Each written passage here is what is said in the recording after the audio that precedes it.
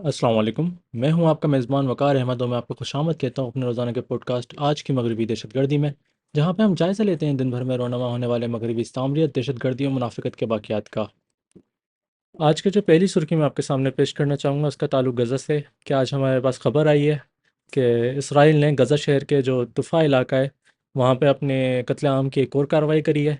جس میں ان کے فوجیوں نے کم سے کم 20 لوگوں کو شہید کر دیا ہے، جس میں 9 بچے شامل ہیں۔ اسرائیلی فوج کا یہ دعویٰ ہے کہ انہوں نے حماس کے کمانڈر حکام محمد عیسیٰ علیسہ کو شہید کر دیا، اور کل مقدار میں اگر اعداد و شمار کو جوڑا جائے تو پچھلے 24 گھنٹوں کے اندر انہوں نے 60 لوگوں کو غزہ کے اندر شہید کر دیا ہے۔ اب ایک نیا دوبارہ سے ڈرامہ شروع ہو رہا ہے غزہ کے اندر، کہ انہوں نے 3 مہینے سے پچھلے مسلسل انہوں نے کھانا روکا ہوا تھا، امدادی سامان سارے آنے سے روکا ہوا تھا، ساری بین الاقوامی تنظیموں کو منع کرا ہوا تھا کہ کوئی وہاں پہ نہ کھانا پہنچا سکتا ہے نہ کچھ اور کر سکتا ہے۔ تو ایک طرح سے قحط ڈالنے کی کوشش کری تھی غزہ کے لوگوں کو، اور جب اسرائیل کے اوپر بین الاقوامی پریشر اتنا زیادہ بڑھ گیا تو انہوں نے اپنی ایک نام نہاد ایک چیریٹی سٹارٹ کری، غزہ ہیومینیٹیرین فاؤنڈیشن کے نام سے، جس کے تحت انہوں نے تقریباً پورے مہینے انہوں نے لوگوں کو وہاں پہ بلایا، وہاں پہ ان کا قتل بھی کرا، اور جو بچتے تھے ان کو کھانا دیا، ان کو آٹا دیا۔ اب آپ دیکھ سکتے ہیں کہ کچھ دنوں پہلے حملہ ہوتا ہے ان کا ٹرکوں کے اوپر، جو اسرائیل کے یہ ٹرک آ رہے ہیں وہ چوری ہو جاتے ہیں، ان کا سارا امدادی سامان۔ پتہ یہ چلتا ہے کہ اسرائیل جو کہ داعش کے جو گروہ ہیں غزہ کے اندر، جن کو وہ ہتھیار دے رہا ہے، جن کو پیسے دے رہا ہے حماس سے لڑنے کے لیے، انہی داعش کے گروہ نے ان ٹرکوں میں سے سامان چوری کرا۔ اب اسرائیلی حکومت کا یہ نیا موقف آ گیا کہ ہم پھر سے قحط کی حالت شروع کر رہے ہیں، ہم نے دوبارہ سے امدادی سرگرمیاں بند کر دی ہیں، اور دوبارہ سے ایک بلوکیڈ لے کے آ رہے ہیں کہ یہاں پہ جو لوگ بھوک سے مر رہے ہیں، باقاعدہ ہمارے پاس روزانہ فوٹیج آ رہی ہے کہ چھوٹے چھوٹے بچے اور بڑے نوجوان سب اس قحط سے مر رہے ہیں، بھوک سے مر رہے ہیں، کہ ان کے 3 مہینے تک کھانا نہیں پہنچا، اور اب یہ چوتھا مہینہ شروع ہونے والا ہے، دوبارہ سے انہوں نے راستے بند کر دیے۔ تو اب دیکھ سکتے ہیں کہ آنے والے عرصے میں غزہ کے حالات اور خراب ہونے والے ہیں۔ اب جو اگلی چھوٹی سی سرخی میں آپ کے سامنے پیش کرنا چاہوں گا اس کا تعلق کل کے ہمارے پوڈ کاسٹ سے، جہاں سے ہم نے آپ کو فوٹیج دکھائی تھی کہ لبنان میں اسرائیل نے اپنی جنگ بندی کا معاہدہ توڑ دیا ہے اور لبنان کے اوپر حملہ کرنا شروع کر دیا ہے۔ اس کے نتیجے میں اب لبنان کے وزارت صحت سے ایک بیان آیا ہے جس میں بتایا گیا ہے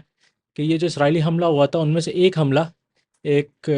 چلتے ہوئے موٹر سائیکل پہ ہوا، اس موٹر سائیکل پہ میاں بیوی چل رہے تھے۔ یہ لبنان کے جنوب میں یہ گاؤں کا نام ہے مہرونا، اس کی طرف یہ حملہ ہوا جس کے اندر ایک عورت اور ایک آدمی شہید ہو گئے۔ یعنی کہ اب یہ اسرائیلی فوج لبنان میں عسکری حملوں عسکری چیزوں پہ حملہ نہیں کر رہی ہیں، بلکہ اب وہ میاں بیوی پہ اور چھوٹے فیملیز پہ حملہ کرنا شروع کرتی ہیں، اسی تسلسل میں اس طرح سے وہ غزہ میں کرتے ہوئے آ رہے ہیں۔ آج کی جو اگلی سرخی میں آپ کے سامنے پیش کرنا چاہوں گا وہ مغربی استعماریت اور مغربی دہشت گردی کی ایک ایسی پہیلی ہے کہ آپ سوچو کہ کبھی یہ مغربی دنیا اتنے نیچے نہیں گر سکتی، لیکن اب امریکہ کی حکومت نے اور اسرائیل کی حکومت نے یہ ثابت کر کے دکھا دیا کہ ہم کتنی گری ہوئی اور کتنی گھٹیا چیز ہیں، کہ غزہ کے اب حکومت کی جانب سے، وہاں کے حماس کے لوگوں کی جانب سے اب یہ انکشافات آ رہا ہے اور تصویریں آ رہی ہیں اور فوٹیج بھی آ رہی ہے کہ جو آٹے کی بوریاں بانٹی جا رہی ہیں، جو بانٹی گئی ہیں اب تک غزہ ہیومینیٹیرین فاؤنڈیشن کے ڈرامے کے نام سے، جو کہ امریکہ نے وہاں پہ پہنچائیں اور اسرائیل کے سپرویژن میں دی گئیں،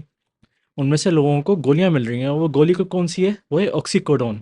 یہ گولی جو اصل میں ایک افیم ہے، امریکہ میں لاکھوں لوگوں کی موت کی وجہ بن چکی ہے۔ آکسی کوڈون ایک ایسا پین کلر ہے کہ جو کہ صرف درد نہیں مارتا بلکہ انسان کا ذہن بھی مار دیتا ہے، انسان کے ارادے بھی مار دیتا ہے، اس کو نشہ آور بنا دیتا ہے، اور اس سے بڑھ کے اس کی سب سے زیادہ خوفناک چیز یہ ہے اس دوائی کی کہ اس کے اوور ڈوز کی لمٹ بہت کم ہے۔ یعنی کہ اگر آپ نے اس دوائی کو زیادہ مقدار میں لے لیا یا چھوٹی سی بھی زیادہ مقدار میں لے لیا تو یہ آپ کے لیے موت کا سبب بن سکتا ہے۔ امریکہ میں اتنے لاکھوں لوگ اس میں مر چکے ہیں، ان کے جو گورے لوگ جن کو وہاں پہ اب اسے سفید پلیگ بولا جاتا ہے، یہ گولیاں اب غزہ کے آٹے میں ملانا شروع کر دی ہیں انہوں نے۔ اب کافی عرصے سے سنتے ہوئے آ رہے ہیں لبنان میں بھی اور مغربی کنارے میں بھی کہ یہ اسرائیل کے لوگ آتے ہیں اور جو ان کے پانی کے ذرائع ہوتے ہیں، ان کے جو یہ لیکس ہوتے ہیں، ان کے جو یہ ویلز ہوتے ہیں، ان پہ یہ اپنے زہر ڈال دیتے ہیں اور چلا جاتے ہیں، وہاں سے بھگ جاتے ہیں تاکہ جو یہ مغربی کنارے کے لوگ ہیں ان کو اس علاقے کو چھوڑنا پڑے زبردستی۔ اب اس کے ساتھ ساتھ انہوں نے غزہ میں بھی یہ شروع کر دیا ہے کہ وہ امداد کے نام پہ بلاتے ہیں ان کو راستے میں بچوں کو بھی مار دیتے ہیں، بڑوں کو بھی مار دیتے ہیں۔ اب جو لوگ آٹا لے کے اپنے واپس گھر پہنچ پاتے ہیں، اپنے خیموں تک پہنچ پاتے ہیں، تو ان کو بھی یہ نہیں بخش رہے، ان کے بھی پیچھے پڑے ہوئے ہیں، ان کو بھی اب گولیاں دے کے ان کو نشہ آور بنا رہے ہیں، ان کو قتل کرنا چاہ رہے ہیں۔ یہ تصدف نہیں، یہ مغربی کیمیکل کی ایک جنگ کا یہ نیا موڑ ہے، جہاں گولیوں کے بجائے اب گولیاں دی جا رہی ہیں۔ اس کا مقصد صرف اور صرف یہ ہے کہ جو فلسطینی لوگ ہیں ان کو نشہ آور بنا دینا ہے، ان کے حوصلے کو مکمل طور پر توڑ دینا ہے۔ آج کی اگلی سرخی جو میں آپ کے سامنے پیش کرنا چاہوں گا، اس کا تعلق سعودی عرب سے، ایران سے اور امریکہ سے، کہ امریکہ کا ایک سعودی عرب میں اڈا، جو کہ سعودی عرب کے مغربی حصے پہ ان کا جو ریڈ سی ہے اس سے منسلک ایک علاقہ، وہاں پہ 2022 میں امریکہ نے اپنی ایک نئے اڈے کا قیام کرا تھا، جس کا نام LSA جینکنز دیا گیا تھا۔ اب اس کو ایک بڑے پیمانے پہ وسیع کیا جا رہا ہے، اور کچھ کروڑوں ڈالر اس کے اوپر لگائے جا رہے ہیں۔ جو امریکی فوج ہے وہاں پہ اپنا جو عسکری جو قوت ہے وہ بڑھا رہی ہے۔ اب اس بیس کے بارے میں کچھ انٹرسٹنگ سی چیز ہے، کیونکہ اگر اس کے اوپر امریکہ اتنا خرچہ کر رہا ہے تو اس کا مطلب یہی ہے کہ کوئی اس کے پیچھے ایک اسٹریٹجک ریزن ہے۔ اس کا جو سب سے بڑا ریزن ہمارے سامنے آ رہا ہے وہ یہ ہے کہ یہ جو اب نیا اڈہ بنایا جا رہا ہے، اس اڈے کو وسیع کرا جا رہا ہے، جو اس کی رینج ہے ایران کے میزائل سے دور ہے۔ یہ اتنا ہی دور ہے ایران سے جتنا کہ اسرائیل دور ہے، جس کا نتیجہ یہ ہے کہ آنے والے جنگوں میں، آنے والے حالات میں امریکہ اپنے آپ کو تیار کر رہا ہے، اپنے فوجی ساز و سامان کو تیار کر رہا ہے کہ وہ ایران کے جو شارٹ رینج بیلسٹک میزائلس ہیں، جو ایران کے پاس سب سے زیادہ بڑی تعداد میں میزائلس موجود ہیں، اور جو انٹیلیجنس بتاتی ہے ہمیں، وہ یہی بتاتی ہے کہ ایران نے ابھی اس جنگ میں اپنے اسٹاک پائل کا ایک چھوٹا سا حصہ بھی استعمال نہیں کرا ہے۔ تو جو امریکی اسٹریٹجی کا ایک فیئر تھا اس پورے خطے کی جنگ میں، وہ یہی تھا کہ ان کے جو عراق کے اندر، شام کے اندر، کویت، بحرین، قطر، متحدہ عرب امارات، عمان اور سعودی عرب کے اندر جو ان کے عسکری اڈے تھے، وہ سب کے سب ایران کے رینج کے اندر آ رہے تھے۔ اور ایران نے اب سے 8 یا 9 مہینے پہلے اس بات کی انہوں نے نمائش بھی کری تھی کہ ان کے پاس یہ تکنیکی صلاحیت ہے ان کے میزائلس کے اندر، کہ وہ امریکی ایئر ڈیفینس کے جو سسٹم ہے ان کو توڑ کے آگے بڑھ کے امریکی اڈوں کو تباہ کر سکتے ہیں۔ تو اب ایک طرح سے ایک لانگ ٹرم ویژن ہے یہ امریکی فوج کا، ایک استعماریت کی ایک یہ نیچے گڑتی ہوئی مثال ہے، کہ نسبتاً اس بات کہ وہ اپنے فوج کو یہاں سے اٹھا کے واپس اپنے ملک میں لے کے چلے جائیں۔ وہ اب یہ فیصلہ کیا جا رہا ہے امریکی فوج کی جانب سے کہ ہم ایران کے جو میزائل کے رینج ہے اس سے پیچھے جا کے بیٹھ رہے ہیں، لیکن اپنے جو فوجی پریزنس ہے ہمارا مشرق وسطیٰ کے اندر، اس کو ہم بڑھائیں گے، جس کا نتیجہ ہم یہ تصور کر سکتے ہیں کہ اسرائیل اور ایران، امریکہ کی جانب سے یہ بات ابھی فنش نہیں ہوئی ہے، ابھی ان کا یہ گیم اوور نہیں ہوا ہے کہ وہ ایران کے اوپر حملہ کریں۔ یا جس طرح سے ہم نے اپنے پچھلے پوڈ کاسٹ پہ ہم نے توقع کری، ہم نے کچھ انالیسس پیش کری موساد کی، جس میں ہم دیکھ سکتے ہیں کہ ممکنہ طور پر پاکستان پہ بھی کوئی نہ کوئی کارروائی کرنا چاہ سکتے ہیں۔ آج کی جو اگلی سرخی میں آپ کے سامنے پیش کرنا چاہوں گا، وہ ایک چھوٹے میڈیا ایجنسی سے آئی ہے، ایک سکوپ آیا ہے، ایک انسائڈر انفارمیشن ان کو ملی ہے، جہاں پہ بلایا جا رہا ہے کہ اسرائیل اور شام تقریباً 2025 کے اختتام تک ایک پیس اگریمنٹ سائن کر لیں گے۔ اب یہ ایک بڑی ہی دلچسپ سی خبر ہے، کافی انٹرسٹنگ سی خبر ہے، کہ جب سے انہوں نے شام کے اندر اپنا جو داعش کا بندہ انہوں نے مسلط کرا ہے، داعش کا جو دہشت گرد تھا اس کو مغربی دنیا نے دہشت گردی کے کام سے اٹھا کے وہاں کا صدر بنا دیا، وہاں کی پوری حکومت اور وہاں کی پوری ریاست اس کے ہاتھ میں سونپ دی۔ تو اس کے بعد سے ایک روش رہی ہے کہ اسرائیل نے شام کے اوپر زمینی وار کرا ہے، گولان ہائٹس پہ تو ان کا بڑے دہائیوں سے قبضہ ہے، لیکن اب وہ جو شام کی دارالحکومت ہے دمشق، اس سے تقریباً 20 کلومیٹر دور ان کی فوج کھڑی رہ چکی ہے۔ وہاں پہ انہوں نے اپنے آؤٹ پوسٹ بھی بنانا شروع کر دیے ہیں، وہاں پہ انہوں نے اپنی فوجی تنصیبات بھی بنانا شروع کر دی ہیں۔ اور یاد رکھا جائے کہ امت کا ایک بہت بڑا ایک دارالحکومت رہا ہے دمشق، اور یہ ایک کوشش رہی ہے اسرائیل کی جانب سے کہ وہ اپنے گریٹر اسرائیل کے فینٹیسی میں لبنان پہ بھی قبضہ کریں اور شام پہ بھی قبضہ کریں۔ تو اس کے نتیجے میں اب یہ جو انہوں نے داعش کا جو بندہ مسلط کرا ہوا ہے سیریا کے اوپر، شام کے اوپر، اس نے یہ وعدہ کر لیا ہے کہ وہ اب اسرائیل کے ساتھ پیس ٹریٹی سائن کر لے گا، یعنی کہ جب سے 1948 سے جو جنگ شروع ہوئی ہے، اسرائیل کے قیام کے بعد سے جو اس نے شام کے اوپر حملہ شروع کریں، جب سے اب تک ان دونوں ملکوں کے اندر کوئی پیس ٹریٹی نہیں تھی، جو مسلسل ایک جنگ کی حالت میں تھے دونوں ملک۔ لیکن اب یہ داعش کا بندہ آیا ہے تو اس نے مکمل طور پر اپنے مغربی آقاؤں کے لیے اسرائیل کے آگے اپنے گھٹنے ٹھیک دیے ہیں۔ اب اس بات کی توقع کی جا رہی ہے کہ یہ جو دمشق سے 20 کلومیٹر دور اب فوجی تنصیبات اسرائیل کی بن رہی ہیں، وہ ادھر ہی بنی رہیں گی، اور جو گولان ہائٹس کا شام کی حکومت کی ایک دہائیوں سے ایک بیانیہ رائے کہ گولان ہائٹس ہماری زمین ہے، جس طرح ہم پاکستان میں بولا جاتا ہے کہ کشمیر پاکستان کی زمین ہے، جس طرح فلسطین کے اندر بولا جاتا ہے کہ پورا اسرائیل کی زمین ہماری ہے، اسی طرح اب شام کی جو حکومت ہے وہ اسرائیل کے سامنے اب گھٹنے ٹیکنے والی ہے، اور اس بات کو تسلیم کرنے والی ہے کہ وہ اپنے مغربی آقاؤں کو خوش کرنے کے لیے تیار ہے ان کا داعش کا بندہ۔ اب جو میں اگلی سرخی آپ کے سامنے پیش کروں گا وہ امریکہ کے مقامی حالت سے اس کے وابستگی ہے، کہ ہم دیکھ سکتے ہیں کہ مغربی دنیا کی ساکھ اور مغربی دنیا کی اخلاقیات کس طرح سے ختم ہوتی ہوئی آ رہی ہیں،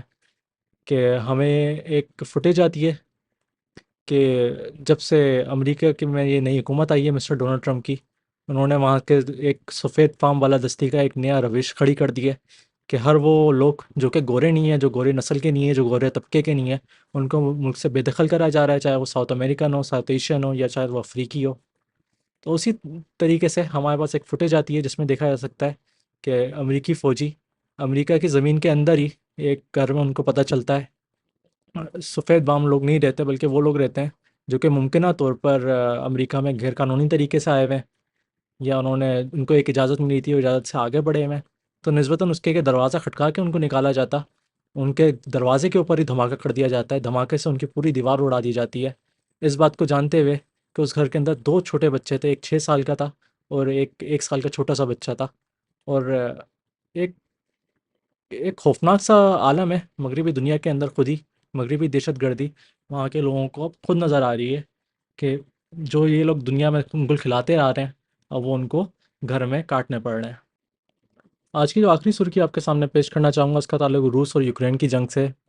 کہ روس نے ایک یوکرین کے شہر پوکروفسک اس کے باہر اپنے کچھ 1,10,000 فوجیوں کو جمع کر لیا ہے۔ یہ ایک ایسا شہر ہے جا کہ نہ کوئی بڑا شہر ہے، اس کی کچھ 60,000 آبادی تھی جنگ سے پہلے، نہ یہ کوئی مرکزی شہر ہے، لیکن اس کی جو جگہ ہے وہ جغرافکلی امپورٹنٹ ہے، کیونکہ اس کے بیچ سے ایک ریل کی پٹری بھی گزرتی ہے، اور کچھ چند ضروری سڑکیں بھی ہیں جو کہ یوکرین کی حکومت اب تک استعمال کرتی ہوئی آ رہی ہے اپنے لاجسٹکس کو اپنی فوج میں پھیلانے کے لیے۔ لیکن اب مغرب کے جو متحدہ ادارے ہیں اس جنگ کو